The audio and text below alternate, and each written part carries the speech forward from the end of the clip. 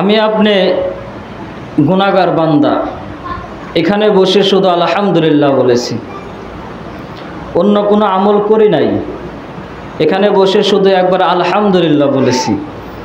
এই আলহামদুলিল্লাহর সওয়াব আল্লাহ রাব্বুল আলামিন কত দিয়েছেন দেখেন। এক সাহাবী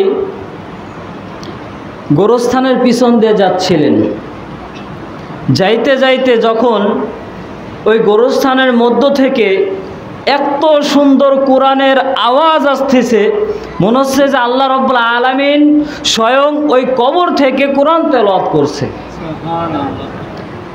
তখন ওই সাহাবী ওই কবরের সামনে করে বসে শুধু কোরআন তেলাওয়াত শুনতে লাগলেন। কোরআন তেলাওয়াত শুনতে শুনতে এক পর্যায়ে যখন আল্লাহ রাব্বুল আলামিনের হুকুম আদায় করার সময় হয়েছে, তখন শুধু আলহামদুলিল্লাহ বলে কবরের সামনে আলহামদুলিল্লাহ বলে চলে যাচ্ছে। তখন কবরের পিছন থেকে সাহাবীর পিছন থেকে ডাকাচ্ছে যে অমুক সাহাবাই, তুমি কি করো? তুমি এখানে বসে যে আলহামদুলিল্লাহ বলেছো, যেটুক সওয়াব হয়েছে সেটুকু আমার দিয়ে দাও। তখন সাহাবী পিছনে তাকিয়ে দেখে কেউ নাই। কবর থেকে আওয়াজ আসছে আর বলতেছে যে আমি লক্ষ লক্ষ কোটি কোটি বার কি করেছি, ওই কবরের মধ্য থেকে হাজার হাজার কোটি কোটি বার কি করেছি, হরফ পড়েছি যে আল্লাহর কালাম কোরআন। আবার ওই কোরআন হাজার হাজার বার আমি খতম করেছি এই কবর থেকে। আমি যা কিছু আমল আমার আল্লাহ রাব্বুল আলামিন নেকি দিয়েছে, সমস্ত নেকি আমি তোমার দিয়ে দিলাম। আর তুমি শুধু কবর সামনে করে আলহামদুলিল্লাহ বলেছো, যেটুক সব হয়েছে সেটুক আমার দিয়ে দাও। কিছু সব চেয়েছে, শুধু আলহামদুলিল্লাহ। কি সব? যে বলছে যে আমি হাজার হাজার লক্ষ লক্ষ বার আমি কি করেছি, ওই কবর থেকে কোরআন খতম করেছি, আয়াত তেলাওয়াত করেছি, কোনো ফায়দা হয় নাই। কি হয় নাই? কোনো ফায়দা হয় নাই। তাহলে আমি আপনি যখন কি করব, ইন্তেকাল করব, আমার আপনার কোনো দাম থাকবে? কথা বলেন। আমার আপনার কি থাকবে না? কোনো দাম থাকবে না। একটা জিনিস চিন্তা করেন যে এখন আপনি বৃদ্ধ হয়ে গিয়েছেন, আমাদের বয়সে কি আপনারা একদিন ছিলেন না? আমাদের যে বয়স, এই বয়সে কি আপনাদের ছিল? এই জন্য আমাদেরকে কি করতে হবে? সঠিক বুঝ দান করতে হবে, সঠিক বুঝ আনতে হবে যে না, আমি যদি এখন যেটুকু ইবাদত করতে পারি, এই ইবাদত আমার আপনার কি হবে, আমল নামায় যাবে। তখন কবর থেকে কথা বলার পরে সাহাবী বলছে যে কি বলেন, আমি শুধু আলহামদুলিল্লাহ বলেছি, এটুকু সওয়াবই নেবেন? তখন বলছে, কবর থেকে আওয়াজ আসছে, যখন আমি কি করেছি, ইন্তিকাল করেছি, এই ইন্তিকালের পরে আমার কি হয়ে গেছে, আমলের রাস্তা বন্ধ হয়ে গিয়েছে। আমি হাজার হাজার লক্ষ লক্ষ বার কোরআন খতম করেছি, আয়াত পড়েছি, যে কোরআন আল্লাহ রাব্বুল আলামিন নাজিল করে দিয়েছেন, সেই কোরআন তেলাওয়াত করেছি, আমার কোনো ফায়দা হচ্ছে না। আর শুধু তুমি দুনিয়ায় বেঁচে থাকায় অবস্থায় আলহামদুলিল্লাহ বলেছো, এটুকু যেটুকু সওয়াব হয়েছে, এই সওয়াবের ওসিলায় তোমাকে কি করবে, তোমার আমার জান্নাত বসে করে দিবেন। তাহলে দেখেন, শুধু এইটুকুর জন্য যদি কি আল্লাহ রাব্বুল আলামিন আমাদেরকে জান্নাতে প্রবেশ করে দিতে পারেন, তাহলে আমরা বলতে রাজি আছি কি নাই? তাহলে সবাই দিল থেকে শুকরিয়া একবার আদায় করে সবাই বলি আলহামদুলিল্লাহ। যে কথা বলতেছিলাম, আমার আল্লাহ রাব্বুল আলামিন কোরআনের মধ্যে সূরা বাকারার মধ্যে 3 নম্বর পৃষ্ঠার মধ্যে বলছে, ইয়া আইয়ুহান নাসু উবুদু রাব্বাকুমুল্লাযী খালাকাকুম ওয়াল্লাযীনা মিন ক্বাবলিকুম লাআল্লাকুম তাত্তাকুন। আমার আল্লাহ রাব্বুল আলামিন শুধু এই আয়াতের ব্যাখ্যা বলছেন যে হে মানব জাতি, তোমরা দুনিয়ায় বেঁচে থাকায় অবস্থায় কি করো, আমি আল্লাহ আমার স্মরণ করো। আমার আল্লাহ রাব্বুল আলামিন বলছে যে আমি আল্লাহ কি করো, আমাকে স্মরণ করো, এবং আমার হাবিব আমার বন্ধু মুহাম্মদ রাসূলুল্লাহ সাল্লাল্লাহু আলাইহি সাল্লামকে কি করো, মহব্বত করো, ভালোবাসো, তার বংশধরকে মহব্বত করো, ভালোবাসো। এই জন্য আমাদেরকে যে আল্লাহ রাব্বুল আলামিন বললেন কোরআনের মধ্যে যে ইয়া আইয়ুহান নাসু উবুদু রাব্বাকুমুল্লাযী খালাকাকুম ওয়াল্লাযীনা মিন ক্বাবলিকুম লাআল্লাকুম তাত্তাকুন। আল্লাহ রাব্বুল আলামিন বলছে যে আমার কি করো, ইবাদত করো, আমার কথা স্মরণ করো। মানব জাতির বলতেছে, কোনো জিন জাতির বলতেছে না, শুধু মানব জাতির বলতেছে যে কি করো, আমার স্মরণ করো, আমার ইবাদত করো, এবং আমার যে বন্ধু, আমার যে হাবিব জনাবে মুহাম্মদ রাসূলুল্লাহ সাল্লাল্লাহু আলাইহি সাল্লামকে কি করো, মহব্বত করো, ভালোবাসো। তার বংশধর থেকে যারা আসবে তাদের কি করো, মহব্বত করো, ভালোবাসো। এখন এনাদের বংশধর যদি আমরা ধরতে যাই, ইমামে হাসান, ইমামে হুসাইন, মাওলাই আলী, মা ফাতেমা, এনাদের কথা বলতে গেলে কিন্তু শিয়ার কথা চলে আসবে যে এনারা একই কথা বলে, শুধু হাসান হুসাইন মাওলা আলী বলে না। হ্যাঁ, কোরআনের কথা কিন্তু বলতেছে আল্লাহ রাব্বুল আলামিন যে তোমরা আমার ইবাদত করো, আমার হাবিব, আমার বন্ধু একে আর এর বংশধরকে কি করো, মোহব্বত করো এবং স্মরণ করো। আল্লাহ রাব্বুল আলামিন কি দেবেন, এমনিতেই নেকি দিতে থাকবেন। কিসের জন্য? মোহব্বত এবং ভালোবাসার জন্য। আমরা একে অপরকে মোহব্বত করি না? দেখবেন যে যখন দোকানের সামনে যায়, মোহব্বতের খাতিরে দোকান থেকে চা কিংবা পান অর্ডার দেয় না? হ্যাঁ, যদি একজন আরেকজনের জন্য মোহব্বতের জন্য চা কিংবা পান অর্ডার দিতে পারে খাওয়ার জন্য, তাহলে আমার আল্লাহ রাব্বুল আলামিন বলছে যে কি করো, আমি এবং আমার মোহাম্মদ তার বংশধরকে কি করো, মোহব্বত করো। আর আমরা কি করলাম, তাদের মোহব্বত করতে যাই আমরা শিয়া হয়ে যাই। কি বলেন, শিয়া হয়ে যায় না? এজন্য আমি কিন্তু প্রথমে একটা আয়াত তেলাওয়াত করছি যে ইন্না লিল্লাহি ওয়া ইন্না ইলাইহি রাজিউন। এর ব্যাখ্যা হচ্ছে যে এই মুহররম মাস আমরা যেটা বলি, হ্যাঁ, যে মুহররম মাস কাদের জন্য এসেছে? যারা ঈমান তাজা করেছে। কি বলেন, যারা কি করেছে, ঈমান তাজা করেছে, শুধু মুহররম মাস তারাই বুঝবে। কি বলেন? হ্যাঁ, আমরা যেটা বলি একজন মারা গেলে ইন্না লিল্লাহি ওয়া ইন্না ইলাইহি রাজিউন বলি না? দেখেন এই 12 চাঁদের আমল একটা বইয়ের ভিতর বলছে, এটা আমার কাদরিয়া তরিকার কোনো খানদানের বই না। কি বলেন, এই বইটা কোনো কাদরিয়া তরিকার খানদানের বই না। এটা বাংলাদেশে যত আলেম আছে, জামাত কন, কওমি কন, আপনার চরমুনাই কন, তাবলিগ কন, সবার কাছে এই বইখানা আছে। এখন এই বইয়ের ভিতরে লেখছে যে ইন্না লিল্লাহি ওয়া ইন্না ইলাইহি রাজিউন, যে তোমরা কি করো, দেখেন যে নিশ্চয়ই আমরা আল্লাহর জন্য এবং তারই দিকে আমরা কি করব। মুহররম মাসে চাঁদ এলো কাদাতে। মুহররম মাস কিসের জন্য এসেছে? কাঁদানোর জন্য না। কিসের কাঁদানোর জন্য? যে এই মুহররম মাসে ইমামে হুসাইনকে কারবালার মাঠে কি করেছেন, শহীদ করেছেন না? এই জন্য মুহররম মাস কিসের জন্য এসেছে? কাঁদানোর জন্য। আমরা অনেকেই আছি মুহররম মাসে আনন্দ করি না? কিভাবে আনন্দ করি? দেখা গেছে বিয়ে হয়, মুসলমানি হয়, মানে অনেক ধরনের অনুষ্ঠান হয় না? হ্যাঁ, এই বিয়ে মুসলমানি অনুষ্ঠান থেকে আমরা মুহররম মাসে কি থাকবো, বিরত থাকবো। যারা মানে তারা মানে। সাধারণত একটা উদাহরণ দেই, আমাদের পাবনাতে মুহররম মাস অনেকে মানে আবার মানে না। সাধারণত যারা জামাত, শুধু সেই বাড়ির পাশ থেকে একটা ছেলে, আমরা বলছি যে মুহররম মাসে বিয়ে করার দরকার নাই, এটা শোকের মাস, এটা আনন্দ করার মাস নয়। তখন বিয়ে হয়েছে, মানে নাই। বিয়ে হওয়ার পরের দিন যখন মেয়ে বাড়ি থেকে ছেলে নিয়ে গিয়েছে, শ্বশুর বাড়ি যা ছেলেটা ইন্তেকাল করেছে, শ্বশুর বাড়ি যা ইন্তেকাল করেছেন। এই জন্য এই শোকের মাসে আমরা কি কোনো আনন্দ উৎসব করব না। কারণ এই মাসে ইমামে হাসান এবং ইমামে হুসাইনকে কি করা হয়েছেন, কতল করা হয়েছেন, শহীদ করা হয়েছেন। এই জন্য আমার আল্লাহ রাব্বুল আলামিন কোরআনের ভিতর বলছে যে ওয়ালা তাকুলু লিমান ইয়াকতালু ফি সাবিলিল্লাহি আমওয়াত। যারা ইসলাম এবং ধর্মের জন্য জীবন দিয়েছে তাদের কোনো সময় কি নাই, মৃত্যু নাই। কি নাই? মৃত্যু নাই। তারা কি হয়েছে, শহীদ হয়ে গিয়েছেন। এখন এই শহীদ হয়ে গিয়েছেন, আমরা যদি বলি তাদের মৃত্যু নাই, শহীদ হয়ে গিয়েছেন, এক দলের কি হয়ে যাবে, গায়ে বেজে যাবে না? যে মানুষ তো মৃত্যুই, বলবে না যে মানুষের মৃত্যু তো মৃত্যুই, সে আবার শহীদ হয় কিভাবে? এখন বলি যে একটা মানুষ যখন দুনিয়ার বুকে ভালো কাজ করে, সে যদি মারাও যায়, ভালো কাজ করেছে, সবাই বলবে না যে ভালো কাজ করেছে? সবার মুখে থাকবে না যে ভালো কাজ করেছে? সবার মুখে থাকবে সে ভালো কাজ করেছে, সে মারা যায় নাই, শহীদ হয়ে গেছে, বলবে না?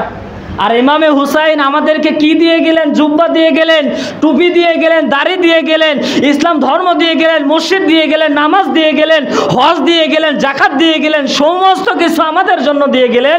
আজ আমরা তাদেরকে ভালো না বেসে আমরা ভালোবাসি কাদের? যে ইমামে হুসাইনকে যারা ভালোবাসবে তারা শিয়া হয়ে যাবে, তারা কাফের হয়ে যাবে।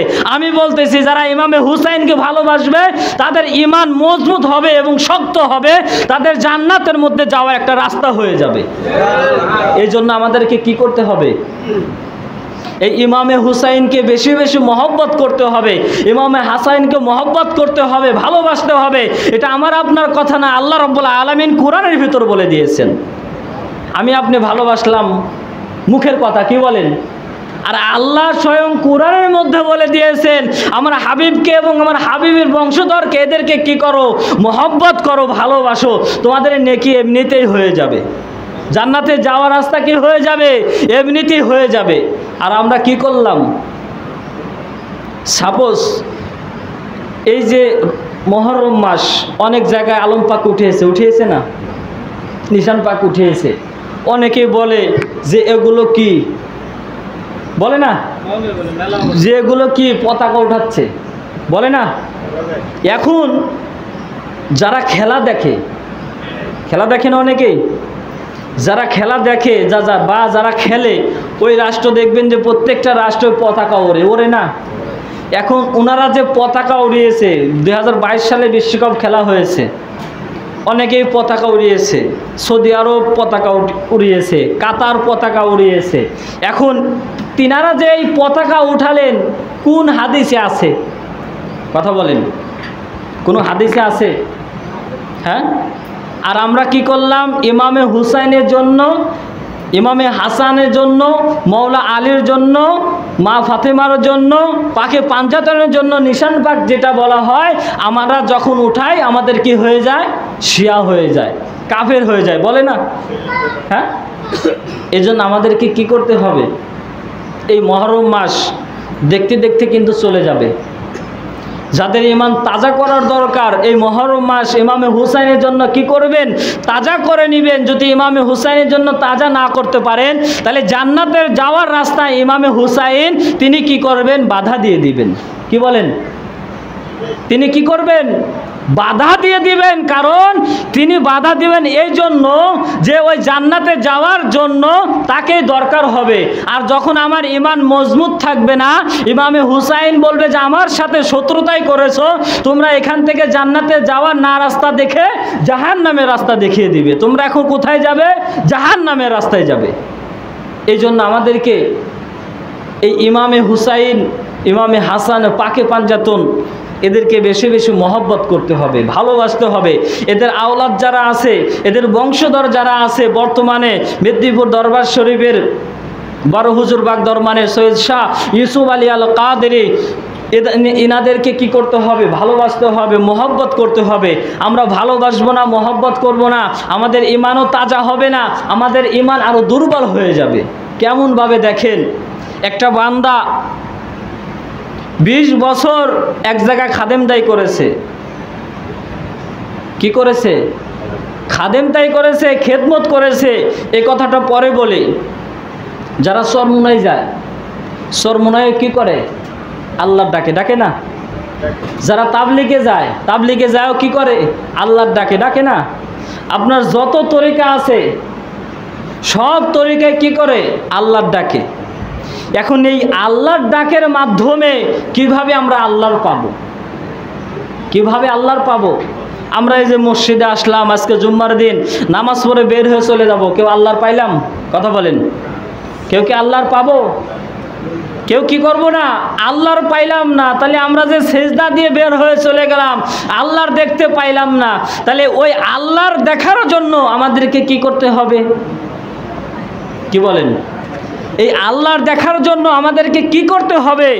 হযরতে বেলালের হায়াত ছিল 7 দিন, ওই হযরতে বেলালের হায়াত 7 দিন থেকে 70 বছরকে বানিয়ে দিলেন।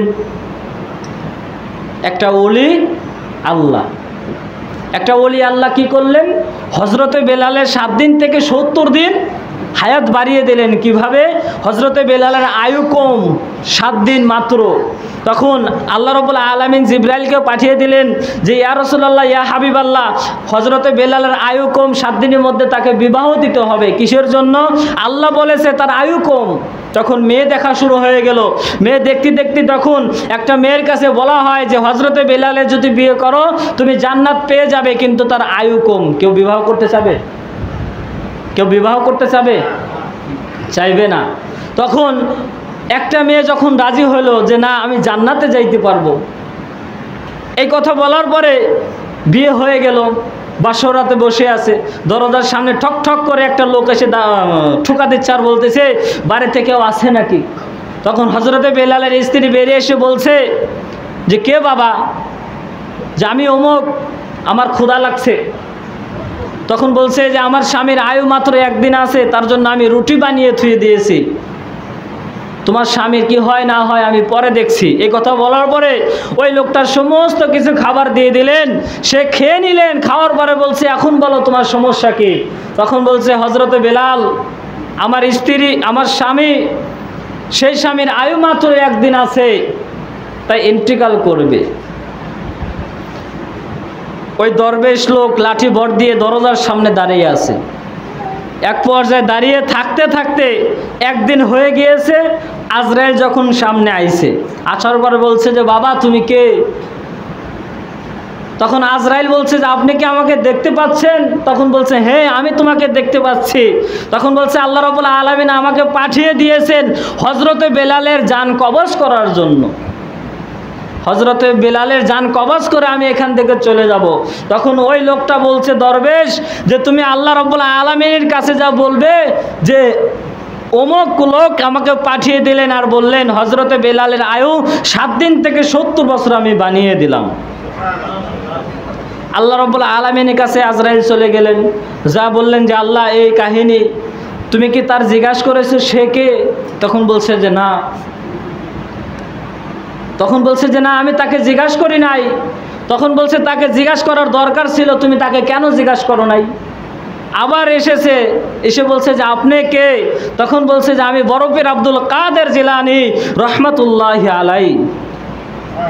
আল্লাহ রাব্বুল আলামিনের কাছে আবার চলে গেছেন, যা বলছেন যে আল্লাহ উনি তো বললেন যে বড় পীর আব্দুল কাদের জিলানী।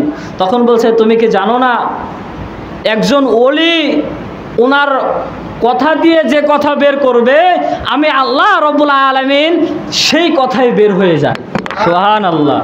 একজন ওলি যখন জিয়ারত দিবে এবং ওই ওলির চেহারা মুবারক দেখার জন্য যখন একজন হাজির হবে, কি হয়ে যাবে? হকিকতের মধ্যে আছে তার কবিরা সগীরা গুনাহ সমস্ত গুনাহ মাফ হয়ে যাবে, এবং যখন ওই চেহারা মুবারক দেখবে আমাকে দেখা হয়ে যাবে। সুবহানাল্লাহ। তাহলে দেখেন যে কথা বলতেছিলাম, তাহলে আল্লাহকে দেখার জন্য আমাদেরকে কি করতে হবে? সর্বপ্রথম আমার আকা ও মওলা এনাদেরকে কি করতে হবে? স্মরণ করতে হবে। এনাদেরকে স্মরণ করব, আমরা কি পেয়ে যাব? আল্লাহর পেয়ে যাব না? কথা বলেন। এই জন্য যে কথা বলতেছিলাম যে আল্লাহ পাওয়ার জন্য মসজিদে চলে আসলাম, কিন্তু আল্লাহ পাইলাম না। নামাজ পড়ে বের হয়ে চলে গেলাম, কপাল কালো করে ফেলে দিলাম। তাও দেখেন আমরা নামাজ পড়তে যাই, কিন্তু একদিন দেখবেন এই নামাজই কবুল হয় নাই। প্রধান কারণ কি জানেন? প্রথম কারণ কি? আমি আগেই বলছি কিন্তু যে আল্লাহ যদি পাইতে হয় সর্বপ্রথম কি করতে হবে? একজন দরবেশ বা একজন ওলি আল্লাহর কাছে যাইতে হবে। একজন দরবেশ বা একজন ওলি আল্লাহর কাছে যাইতে হবে। এনাদের কাছে যদি আমরা যাই বা বায়াত হই, তখন আমাদেরকে কি হয়ে যাবে? জান্নাতে যাওয়ার রাস্তা হয়ে যাবে। আল্লাহ রাব্বুল আলামিন যেন আমাদেরকে বুঝার তৌফিক দান করুন, সবাই বলে আমিন। যে কথা বলতেছিলাম যে একটা খাদেম যখন 20টা বছর একটা দরবারে খেদমত করলো, খেদমত করতে করতে তখন ওই খাদেমটা তার পীর মুর্শিদের কাছে যা বলছে যে অনেক দিন যাবৎ আমি আপনার দরবারে খেদমত করলাম, আমার এখন বাড়ি যাওয়ার দরকার। কতদিন যাবৎ এসেছো? আজ 20 বছর হয়ে গেছে আপনার দরবারে আমি কি করলাম? খেদমত করলাম। তখন পীর মুর্শিদের যে সিরাজুতা ছিল, সেই সিরাজুতা ওই ভক্তকে কি করলো? দিয়ে দিলেন। ওই ভক্তকে তার সিরাজুতা দিয়ে দিলেন। দিয়ে দেওয়ার পরে তখন ওই ভক্ত মনে মনে ভাবছে 20টা বছর খেদমত করলাম, শুধু সিরাজুতা দিল, আমি তো মনে করছি অনেক টাকা পয়সা দিবে। সিরাজুতা নিয়ে ওখান থেকে বের হয়ে চলে গেল। যাইতে যাইতে এক সময় একটা রাজার সঙ্গে দেখা। সেই রাজার সঙ্গে দেখা হওয়ার পরে মন খুব ভার। রাজার কাছে সব ঘটনা খুলে বলার পরে রাজা বলল যে তুমি আমার বাড়িতে চলো, আমার প্রাসাদে চলো, খাওয়া দাওয়া করবে, রাত থাকবে, সকালে রওনা দিবে। খাওয়া দাওয়া করলো, রাত থাকলো, সকালে যখন রওনা দিবে ইতিমধ্যে কি করলো? ওই রাজা বলল যে তুমি সিরাজুতা কি করবে? খাদেম বলল সিরাজুতা কি করব? রাজা সিরাজুতা 70,000 টাকা দিয়ে কিনে নিল। একটা সিরাজুতা যদি 70,000 টাকা হয় আর ওই সিরাজুতা যদি আমার আপনার দিয়ে থাকে তাহলে আমরা কি করব? ওই সিরাজুতার মূল্য যদি 70,000 টাকা হয় তাহলে বোঝেন ওই খাদেম কি করলো না? বুঝতে পারলো না। এক পর্যায়ে খাদেম টাকা নিয়ে চলে গেলেন। যাইতে যাইতে কি করলেন? তার বাড়িতে ঘর উঠাইলেন, জমি জমা রাখলেন, খুব শান্তিতে আছে, কিন্তু মনে শান্তি নাই। টাকা পয়সা সোনা দানা সবই আছে, মনে কি নাই? শান্তি নাই। মনে যে শান্তি থাকবে সেই শান্তিটুকু নাই। তো অনেক দিন যাবৎ বলল যে রাজার দরবার থেকে ঘুরে আসি। রাজার দরবারে যখন পা দিবে দেখে অনেক মানুষ ভিড় জমাইছে। তখন রাজার সঙ্গে দেখার পরে বলছে যে আপনার দরবারে তো, আপনার প্রাসাদে তো এত মানুষ ছিল না, কোথা থেকে আসলে এত মানুষ? তখন বলছে যে আমার প্রাসাদে এত মানুষ আসার কারণ কি? তোমার কাছ থেকে সিরাজুতা কিনলাম। ওই সিরাজুতা আমি প্রতিদিন বুকে জড়িয়ে ঘুমিয়ে থাকতাম, প্রতিদিন বুকে জড়িয়ে ঘুমিয়ে থাকতাম। আর স্বপ্নের মধ্যে দেখতাম যে আমার বাড়িতে মিলাদ হচ্ছে, আমার বাড়িতে কিয়াম হচ্ছে, আমার বাড়িতে ওরস 11 শরীফ হচ্ছে, আমার বাড়িতে অন্য অন্য যা কিছু আছে, ঈদে মিলাদুন নবী হচ্ছে, আশুরা পাক উদযাপন হচ্ছে, সব কিছু উদযাপন হচ্ছে। তখন একদিন, 2 দিন, 3 দিনের মাথায় যখন দেখলেন, আস্তে আস্তে ওই রাজা কী করলেন? তার বাড়িতেই এগুলো করা শুরু করে দিলেন। একথা বলার পরে ওই খাদেম আবার তারও পীর মুর্শিদের কাছে চলে গেলেন, যা বলছেন যে হুজুর আমার অনেক বড় ক্ষতি হয়ে গিয়েছে, কিংবা আমি অনেক বড় খারাপ কাজ করে ফেলেছি, আমাকে কি করেন? মাফ করে দেন। তখন পীর মুর্শিদ বলছে যে তোমাকে কি নাই? 20 বছর কেন, তুমি যদি 40 বছর এখানে কি করো? খেদমত করো। মনে যদি কি থাকে না, বিশ্বাস থাকে না, তাহলে ওই খেদমত বা তোমার কোনো শান্তি আসবে না। আমরা যে কোনো কাজ করি, যে কোনো কাজ যদি আমরা করে থাকি, ওই কাজের মধ্যে যদি আমরা বিশ্বাস রাখি, ভালোবাসা রাখি, আমাদের ফায়দা হয় কি হয় না?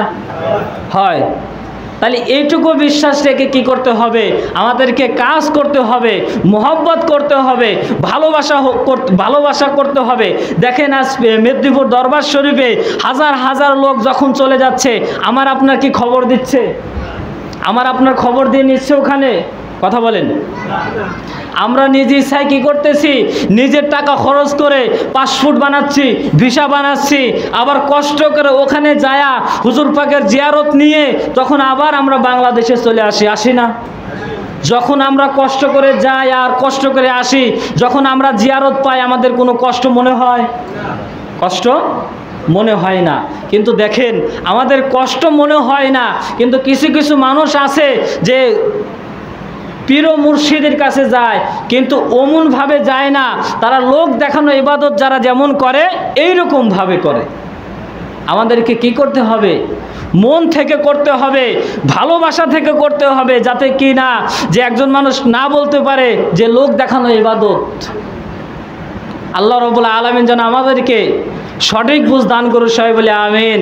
যে কথা বলতেছিলাম যে ইমামে হুসাইন কারবালার মাঠে শহীদ হয়ে গিয়েছেন, ওই ইমামে হুসাইনকে মহব্বত করে আজ ভালোবাসি, তার জন্য মাতম করি, তার জন্য নহবাক পড়ি, তার জন্য যা কিছু করা হয় আমরা যদি মনে করি যে এটা আমাদের জন্য শিয়া, তারা যদি মনে করে যে এরা শিয়া কাজ করে, আমরা তাদের জন্য শিয়াই কাজ করে যাব। কি বলেন? ইমামে হুসাইনের জন্য কি করব? শিয়ার কাজগুলো আমরা করেই চলে যাব। দ্বিতীয়বারের মতো যদি আপনাদের বলা হয় কারবালার মাঠে ইমামে হুসাইনি সৈনিক যারা আছে তাদেরকে উপস্থিত থাকতে হবে, ইনশাল্লাহ আমরা উপস্থিত থাকতে রাজি আছি কি নাই? ইনশাল্লাহ এইরকমভাবে যেন আমরা ইমামে হুসাইনের সৈনিক হিসেবে দুনিয়ার বুকে এবং আখিরাতে থাকতে পারি, সবাই বলে আমিন। ও আখিরি দাওয়ানা আলহামদুলিল্লাহি রাব্বিল আলামিন। যারা সুন্নত পড়েন না